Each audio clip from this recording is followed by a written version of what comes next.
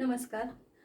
याच्या आधीच्या व्हिडिओमध्ये आपण मानवी पुरुष प्रजनन संस्थेचा अभ्यास केलेला आहे. आता या व्हिडिओमध्ये आपण मानवी स्त्री प्रजनन संस्था, युग्मक निर्मिती आणि फलन या प्रक्रिया इथं पाहणार आहोत. आता इथं बघा, मानवी स्त्री प्रजनन संस्था याचे अवयव कोणते कोणते आहेत तर आपल्याला याचे अवयव सांगता येतील. अंडाशय, अंडनलिका, गर्भाशय आणि योनी असे महत्त्वाचे 4 भाग. बघा, इथं आकृतीमध्ये सुद्धा आपल्याला दाखवता येईल. हे अंडाशय आहे. हे अंडाशय पासून जी निघालेली ही नलिका दिसायला लागली आहे दोन्ही साईडनी. तर आपल्या शरीरामध्ये जर तुम्ही व्यवस्थित पाहिलं तर अंडाशय 2 आहेत, अंडनलिका 2 आहेत, गर्भाशय 1 आहे आणि योनी 1 आहे. तर हे स्त्री प्रजनन संस्थेचे अवयव आहेत. बरोबर आहे. आता बघा, अंडाशय ज्या वेळेस स्त्री जन्माला येते त्यावेळेस त्या अंडाशयामध्ये असंख्य अंडपेशी असतात. बरोबर आहे. परंतु पूर्ण वाढ झाल्यानंतर 11 ते 17 वर्षाच्या कालावधीमध्ये ती स्त्री प्रजननक्षम होते. आणि काय होते बघा, की काही संप्रेरक स्त्रवली जातात त्या स्त्रीच्या शरीरामध्ये. इस्ट्रोजन आणि प्रोजेस्टेरॉन या संप्रेरकांची निर्मिती होते. आणि त्या संप्रेरकांची निर्मिती झाल्यामुळं दर महिन्याला एक अंडपेशी जी आहे ती अंडाशयातली फलित होती, पक्व होती. सॉरी, फलित नाही होत, पक्व होती. फलित आपल्याला इथं म्हणता येणार नाही. काय होते? पक्व होती. आणि पक्व झाल्यानंतर म्हणजे इथं अंडाशयामध्ये दर महिन्याला एका अंडपेशीची निर्मिती होत असते. या महिन्यात जर ह्या अंडाशयात अंडपेशी तयार झाली तर पुढच्या महिन्यात या अंडाशयात असं एकाड एक अंडपेशींची निर्मिती 2 अंडाशयामध्ये होत असते. तर अंडाशयाचं काय कार्य आहे? अंडपेशीची निर्मिती करणे. अंडपेशीच्या निर्मितीनंतर सुद्धा किंवा अंडपेशीच्या निर्मितीसाठी सुद्धा काही संप्रेरके लागतात. तर इस्ट्रोजन आणि प्रोजेस्टेरॉनची निर्मिती हे अंडाशय करतं. बरोबर आहे. आता आपल्या स्त्री प्रजनन संस्थेचा दुसरा जो अवयव आहे तो आहे अंडनलिका. कोणता अवयव आहे? अंडनलिका.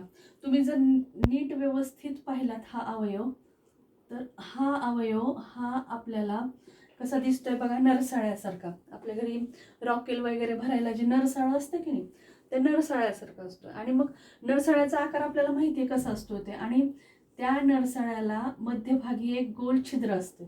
बरोबर आहे. तर त्याचप्रमाणे इथं ह्या अंडनलिकेला सुद्धा मध्यभागी एक गोल असं छिद्र असते. आता काय होते बघा, नरसाळ्यासारखा भाग आहे अंडनलिका म्हणजे. बरोबर आहे.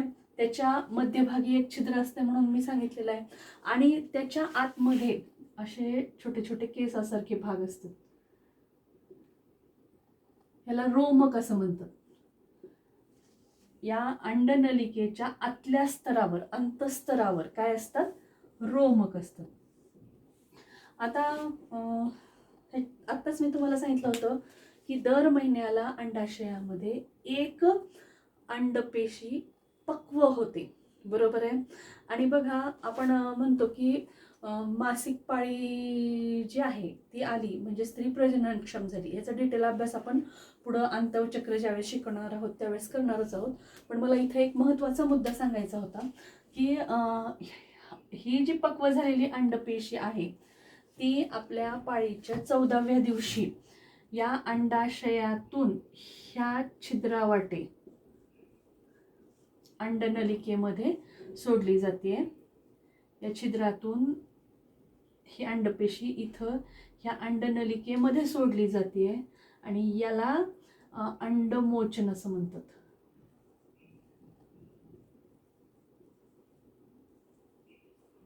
काय म्हणायचं? एक मिनिट. या प्रक्रियेला काय म्हणायचं? अंडमोचन. कशाला म्हणायचं अंडमोचन? तर परिपक्व झालेली अंडपेशी दर महिन्याला त्या स्त्रीच्या मासिक पाळीच्या 14व्या दिवशी ह्या अंडनलिकेमध्ये सोडली जाते आणि त्या प्रक्रियेला काय म्हणायचं? अंडमोचन म्हणायचं. आता बघा, अंडाशय समजलं, अंडनलिका समजलं. बरोबर आहे. अंडनलिकेचं काय काम आहे, तर अंडमोचन झाल्यानंतर काही कालावधीपर्यंत ही अंडपेशी ह्या अंडनलिकेमध्ये राहते आणि जी काही फलन प्रक्रिया होणार आहे ती कुठं होतीये, ह्या अंडनलिकेमध्येच होतीये. लक्षात येते. तर तो भाग आपण नंतर बघणार आहोत फलनाच्या वेळेस. तिसरा जो भाग आहे तो आहे गर्भाशय. आता गर्भाशयाचं काय काम आहे, तर बघा इथं फलन प्रक्रिया झाल्यानंतर जो काही युग्मनज तयार होणार आहे त्या युग्मनजाचं सूत्री विभाजन होते आणि असा एक पेशीचा गोळा तयार होतोय. त्या पेशीच्या गोळ्याला आपण काय म्हणतो, भ्रूण म्हणतो. तर तो भ्रूण इथं ह्या गर्भाशयात येऊन चिटकला जातोय. बघा हा भ्रूण आहे.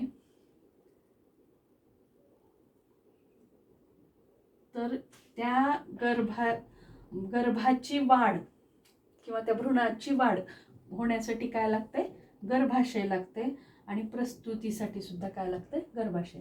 म्हणजे जे काही बाळाची वाढ होणार आहे 9 महिने ते कुठं होणार आहे, गर्भाशयामध्ये होणार आहे. आणि शेवटचा एक भाग इथे सांगितलेला आहे योनी.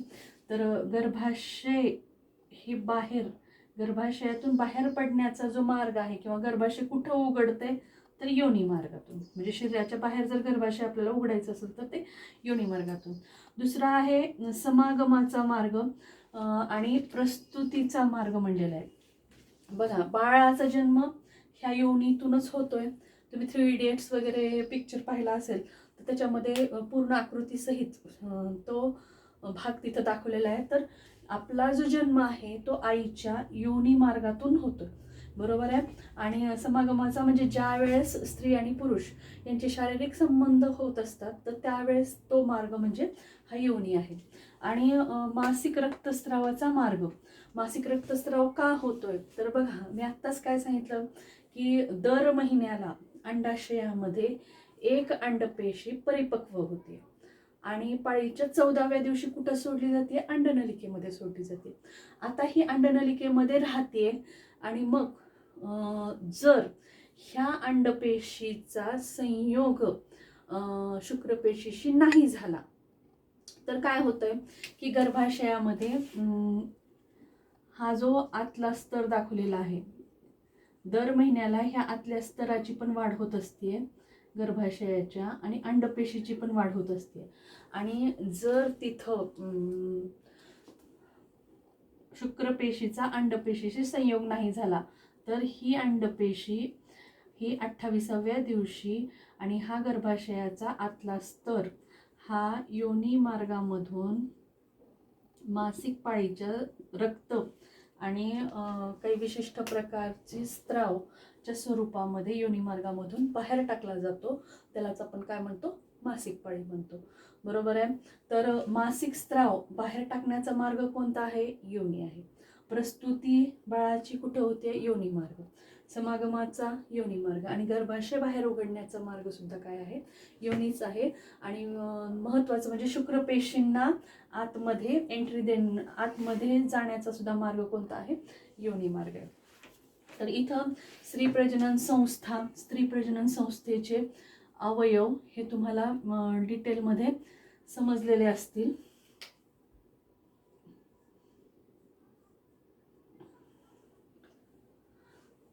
इथं आता आपण काय करणार आहोत, लैंगिक प्रजनन म्हटलं की तुम्हाला मी याआधी पण सांगितलेले आधीच्या व्हिडिओमध्ये की 2 टप्पे असतात. पहिल्या टप्प्यामध्ये युग्मक निर्मिती होते आणि दुसऱ्या टप्प्यामध्ये फलन प्रक्रिया होते. तर बघा लैंगिक प्रजननाचे 2 टप्पे आहेत. पहिला आहे युग्मक निर्मिती.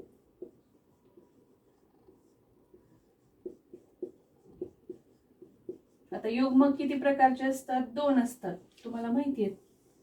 पुयुग्मक आणि स्त्रीयुग्मक. पुरुषांमध्ये पुयुग्मक म्हणजे काय आहेत, शुक्रपेशी आहेत. तर स्त्रियांमध्ये आपल्यामध्ये जे स्त्रीयुग्मक आहे त्याला आपण काय म्हणतो, अंडपेशी म्हणतो. या दोन्हीची निर्मिती जी आहे ती अर्धसूत्री विभाजनाने होते.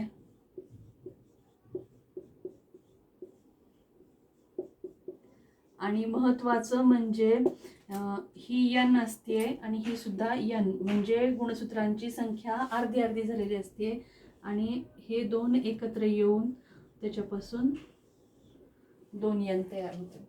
आता इथं बघा, शुक्रपेशीची निर्मिती पुरुषांमध्ये कधी होते? तर बघा, यौवन अवस्था म्हणजे पूर्ण वाढ झाल्यानंतर, दाढी मिशा वगैरे फुटल्या, कंठ फुटला, शरीरामध्ये टेस्टोस्टेरॉन वगैरे स्त्रवायला सुरुवात झाली की आपण काय म्हणतो की यौवन अवस्था झाली. तर यौवन अवस्थेपासून मरेपर्यंत पुरुषांमध्ये शुक्रपेशीची निर्मिती होते. बघा, शुक्रपेशीची निर्मिती कधीपासून कधीपर्यंत होते? यौवन अवस्थेपासून मरेपर्यंत. पण स्त्रियांमध्ये काय असते बघा, आत्ताच मी तुम्हाला सांगितलंय की स्त्रियांमध्ये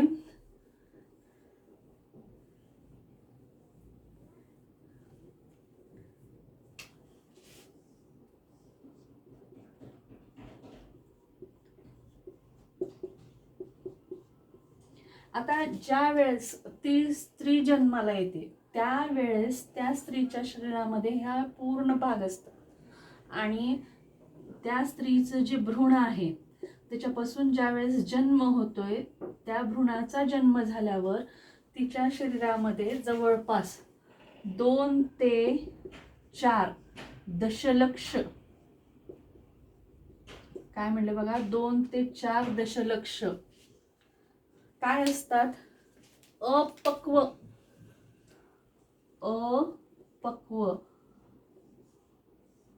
अंडपेशी असतात.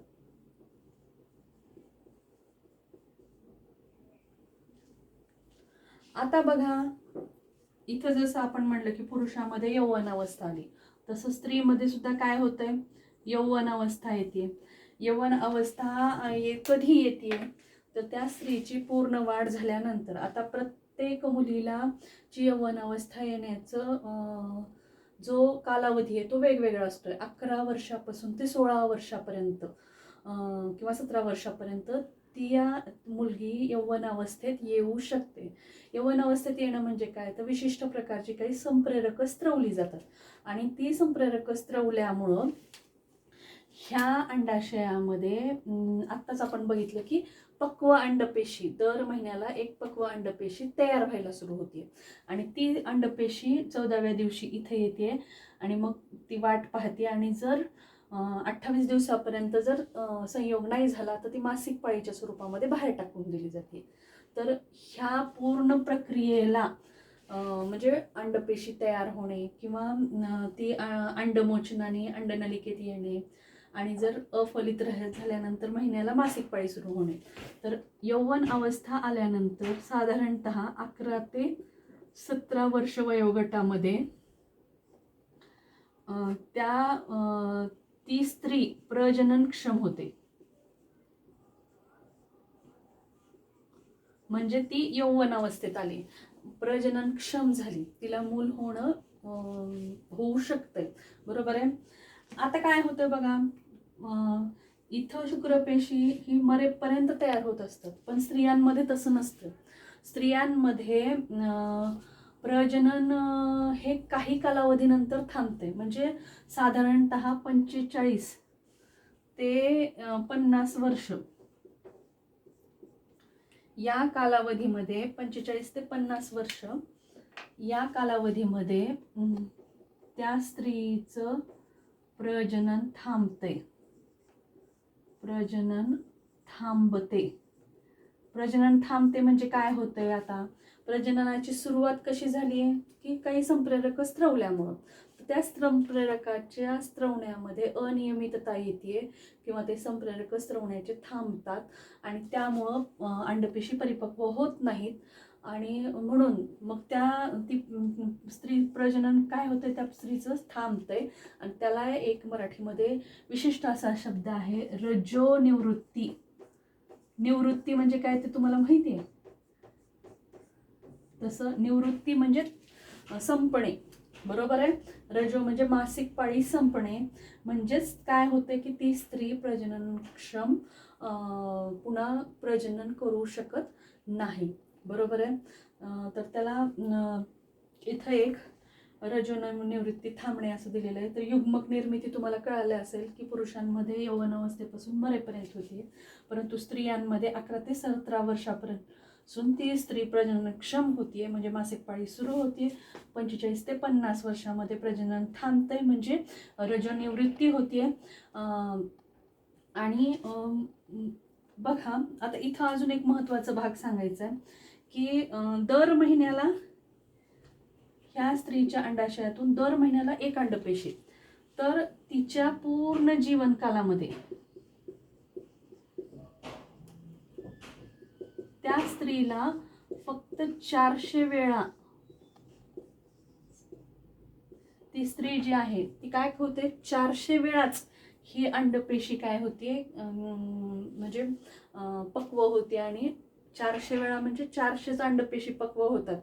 आणि साधारणतः म्हणलेलं आहे, बरोबर आहे. काही काही स्त्रियांमध्ये ते कमी जास्त होऊ शकते, पण साधारणतः त्या स्त्रीच्या जीवनकाळामध्ये 400 वेळा अंडपेशी पक्व होतात, म्हणजे तिला मासिक पाळी 400 वेळा होते. जर 11व्या वर्षी मासिक पाळी आली असेल तर ती लवकर जाते, 17व्या वर्षी आली असेल तर ती उशिरा जाते, किंवा लवकर येऊन उशिरा जाण्याचंही प्रमाण असू शकतंय त्या स्त्री. आणि ह्या सगळ्या घटना ज्या आहेत ह्या कोण कंट्रोल करत आहे, तर संप्रेरके कंट्रोल करत असतात. त्याच्यामुळं त्याच्या जनुकानुसार कधी येणार आणि कधी थांबणार हे जनुकावर अवलंबून असते, किंवा स्त्रीच्या आईवर अवलंबून असते.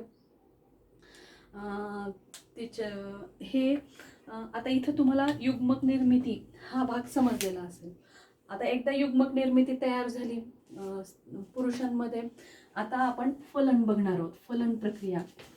तर इथं फलन प्रक्रियेमध्ये तुम्हाला माहिती आहे की स्त्रीयुग्मक आणि पुंयुग्मक यांचा संयोग होऊन फलन प्रक्रिया होत असते. आता बघा, बऱ्याच प्राण्यांमध्ये आपण बाह्य फलन पाहिलेलं आहे, परंतु मानवामध्ये फलनाची प्रक्रिया जी आहे, फलन प्रक्रिया आपण बघायला लागलो, ही शरीरांतर्गत होते. शरीरांतर्गत म्हणजे शरीराच्या आतमध्ये होते. फलन प्रक्रिया कुठं होते, ही शरीराच्या आतमध्ये होते. आता काय होतं बघा, समागमाच्या वेळेस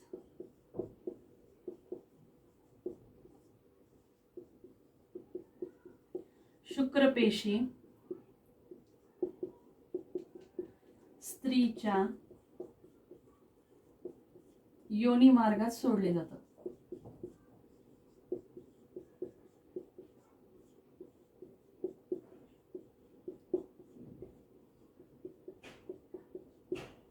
बघा, आता काय होतंय की रेत जे आहे ते ह्या योनी मार्गात सोडले जाते, आणि त्या रेतामध्ये काय असतात, शुक्राणू असतात. तर लाखो शुक्राणू जे आहेत हे इथं योनी मार्गामध्ये सोडले जातात. आणि आता हे शुक्राणू जे आहेत हे गर्भाशयातून, योनी मार्गातून, गर्भाशयातून कुठपर्यंत येतात, या अंड नलिकेपर्यंत येतात, बरोबर आहे. आणि या अंडनलिकेमध्ये आपल्याला माहिती आहे की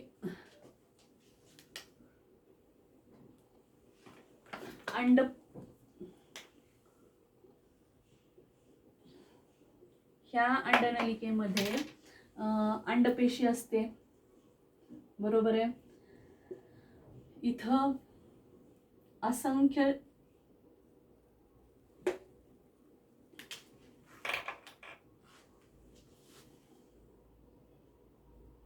शुक्राणू येतात, आणि ह्या असंख्य शुक्राणू जरी आतमध्ये प्रवेश करत असले स्त्रीच्या शरीरामध्ये, तरीही इथं फक्त एकाच शुक्रपेशीचा अंडपेशीशी संयोग होत असतोय.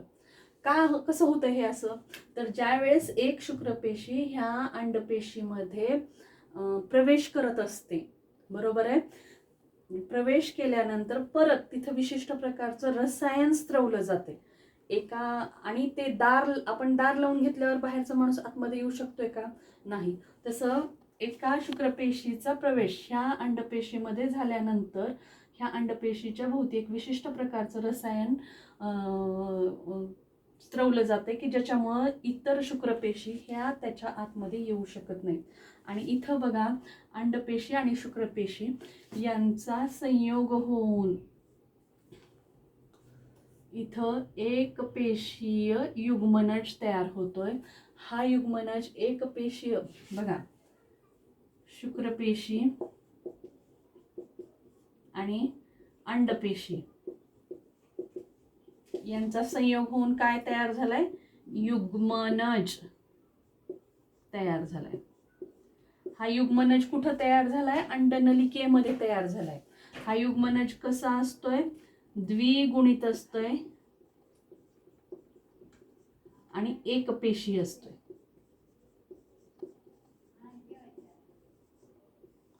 आता काय होतं बघा, फलन प्रक्रिया झाल्यानंतर यालाच आपण काय म्हणतो? फलन म्हणतो. इथं आपली काय झाली? फलन प्रक्रिया पूर्ण झाली. आता बघा हा जो युग्मनज आहे याचं परत सूत्री विभाजन होते. बरोबर आहे. सूत्री विभाजनाने नवीन पेशी तयार होतात हे आपण पाहिलेलं आहे. आणि ह्या सूत्री विभाजनापासून या युग्मनजाचं सूत्री विभाजन होऊन अनेक पेशी तयार होतात आणि अशा अनेक पेशी असलेला भ्रूण तयार होतोय. काय तयार होतोय? भ्रूण. आणि आता हा जो भ्रूण आहे तो हळूहळू हळूहळू कुठे येतोय? गर्भाशयामध्ये येतोय. आणि ह्या गर्भाशयाच्या आतल्या स्तरामध्ये हा स्वतःला रोपण करून घेतोय म्हणजे चिटकवतोय. बघा युग्मनज तयार झालाय. युग्मनजाचं परत सूत्री विभाजन झालं, अनेक पेशी तयार झाल्या आणि त्या अनेक पेशीचा जो तयार होतोय त्याला आपण काय म्हणतोय? भ्रूण. हा भ्रूण परत कुठे येतोय? गर्भाशयात येतोय आणि गर्भाशयाच्या आतमध्ये असणारा हा जो थर असतोय ह्या थरावर त्याचं रोपण होतंय. आणि आता बघा ह्या भ्रूणाची 9 महिने ह्या गर्भाशयामध्ये वाढ होते आणि नंतर पूर्ण वाढ झाल्यानंतर योनी मार्गातून ते बाहेर येते. तर आता हे गर्भाशयामध्ये वाढ होत असताना त्याचं पोषण करण्यासाठी भ्रूणाला अन्न पुरवठा करण्यासाठी एक अवयव इथं तयार झालेला असतोय. त्याला नाव दिलेलं आहे अपरा. काय नाव? आपल्या पुस्तकामध्ये आकृती दिलेली नाही पण तुम्हाला समजावं म्हणून सांगितलेलं आहे की ह्या भ्रूणाचं गर्भाशयामध्ये पोषण करण्यासाठी एक विशिष्ट नाळ म्हणतो आपण, दैनंदिन भाषेमध्ये त्याला काय म्हणतो? नाळ म्हणतो. पण ह्या भ्रूणाची वाढ 9 महिने पोटामध्ये होत असताना त्याचं पोषण करण्यासाठी एक विशिष्ट असा अवयव गर्भाशयातून तयार झालेला असतोय. त्याला काय नाव दिलेलं आहे? अपरा असं नाव दिलेले आहे. आणि भ्रूणाची पूर्ण वाढ झाल्यानंतर अपत्य जन्म घेते. तर इथं बघा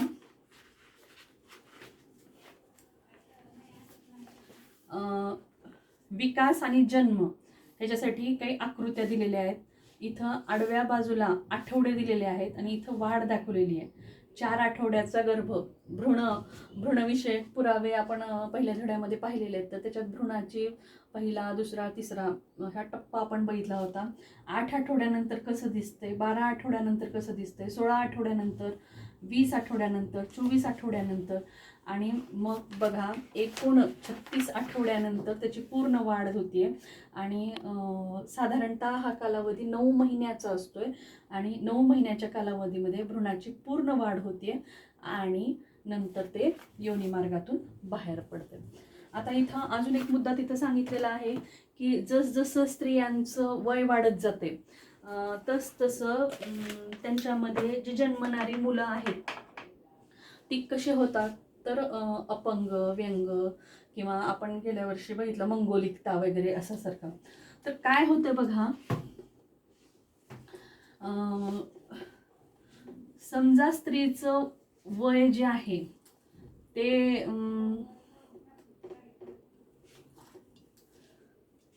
40च्या नंतर स्त्री जन्मल्यापासून ही जी अंडपेशी आहे ही 40 वर्ष जुनी होती अंडपेशी. आणि ज्यावेळेस ही अंडपेशी अंडनलिकेमध्ये येते त्यावेळेस ज्या वेळेस तिथं फलन प्रक्रिया होत असते त्यावेळेस इथं अर्धसूत्री विभाजन होत असते, बरोबर आहे. आणि त्यावेळेस काय होतंय की जर ही अंडपेशी जुनी असेल म्हणजे त्या स्त्रीचं वय जर जास्त असेल तर तिथं हे अर्धसूत्री विभाजन व्यवस्थित होईल का? नाही, कारण ती अंडपेशी खूप जुनी असते. आणि म्हणून जास्त वयाच्या स्त्रियांमध्ये मग तिथं काय होतंय, एखादं गुणसूत्र कमी जास्त होतंय, बरोबर आहे, किंवा एखाद्या जनुकामध्ये बदल होतोय. आणि मग त्यामुळं तिथं जन्माला येणारं जे मूल आहे ते काय होतंय, अपंग किंवा डाऊन सिंड्रोम. इथं म्हणलेलं आहे बघा की व्यंगासहित जन्माला येण्याची शक्यता असते. तर त्याचं कारणच इथं दिलेलं आहे की ही अंडपेशी ही खूप जुनी असते आणि ज्यावेळेस ती सूत्री विभाजन होत असते आणि फलन प्रक्रिया होत